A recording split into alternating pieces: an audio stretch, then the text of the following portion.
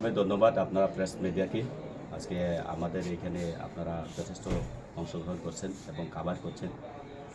আমাদের আজকে সারা ত্রিপুরা শুধু আমাদের উদ্দেশ্য আজকে শুধু আমাদের কুমারঘাট ব্লক বা আমাদের গৌরনগর চণ্ডীপুর এসব ব্লকে নয়, আমরা সারা ত্রিপুরা রাজ্যে যতটুকু ব্লক আছে ব্লক ব্যাপী আমরা আজকে একটা মেমোরেন্ডাম দিচ্ছি থ্রু ভিডিও থেকে আমরা এটা সেন্ট্রাল গভর্নমেন্টের কাছে যেন পৌঁছে।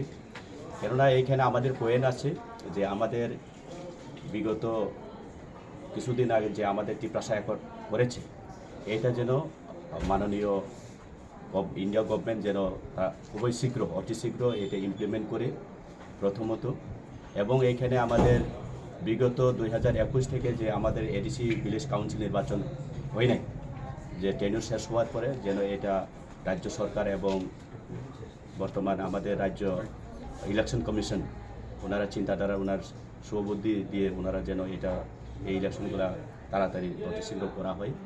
এবং এখানে আমাদের 125 অ্যামেন্ডমেন্ট যেটা আমাদের ত্রিপ্রাসা অ্যাকর্ডে রয়েছে সেটাও আমরা আজকে যেন দাবি রাখছি যে অতি শীঘ্রভাবে এসবগুলো মানে ভারত সরকার যেন এটা পূরণ করা হয়। আচ্ছা, এসব বিষয় নিয়ে আমরা আজকে প্রত্যেকটা ব্লক ওয়াইজ আমরা ডেপুটেশন করছি। মূলত কয়টি দাবি নিয়ে আজকে আপনারা এখানে এসেছেন? আমরা ত্রিপ্রাসা অ্যাকর্ড এখানে আমাদের ত্রিপ্রাসা অ্যাকর্ডের মধ্যে তো অনেকগুলো পয়েন্ট আছে। আচ্ছা, আর্টিকেল 1 and 2 and 3 আছে এবং আর্টিকেল 244A এসবগুলো আছে। এসবগুলো তো এখানে আমরা পয়েন্ট রাখি তো আমরা দেখেছি এখানে শুধু যেটা পয়েন্ট যে মেইন ভূমিকাটা ত্রিপ্রাসা অ্যাকর্ড, তো এর মধ্যে রয়েছে ছোটো দুইটি পয়েন্ট, যেটা আমাদের বিসি ইলেকশন বিগত 5 বছর ধরে আমরা ভুক্তভোগী বিসি ইলেকশন না হওয়ার কারণে আমাদের ত্রিপ্রাসাদের যে পাওনা যেটা মৌলিক অধিকার থেকে আমরা দীর্ঘদিন ধরে আমরা মানে বঞ্চিত। ত্রিপুরা ল্যান্ড একটা দাবি আছে, এর সাথে আমাদের গ্রেটার ত্রিপুরা তো আছে ত্রিপ্রাসা অ্যাকর্ড।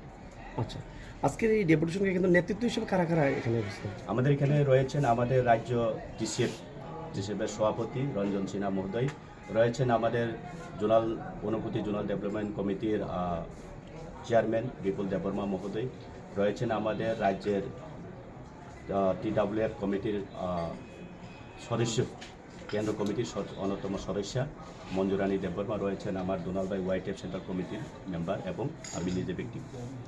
কতজন কর্মী সমর্থক নিয়ে আজকে আপনারা এখানে উপস্থিত হয়েছেন?